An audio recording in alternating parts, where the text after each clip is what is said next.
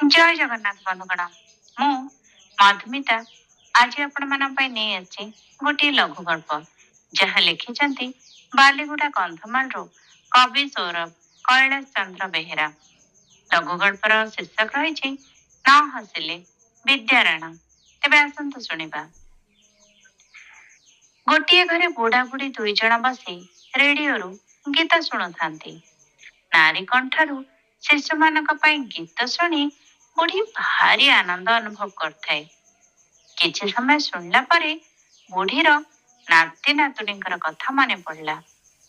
बुढ़ी भाविला सेमान तो 4टा पर स्कूल रू घर को आसिबे, बाकी तक गीत शुणिबे आउ खुशी हेबे। एहा भाभी बुढ़ी हठात रेडियोटा बंद करदेला।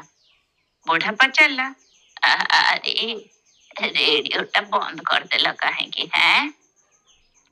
बुढ़ी उत्तर देला, आमे तो सब शुणीदबा आउ नाती नातुणी कौन शुणिबे हैं? से माने स्कूल रू आसिले शुणिबेनी, सेइथिपाई बा बंद करदेली। एहा शुणी बुढ़ा ठो ठो ही हसी उठिला।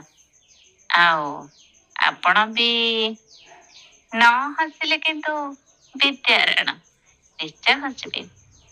तेबे लघु गल्पटी केमती लगिला मतामत दे अवश्य जणेबे। अपेक्षा रहिला।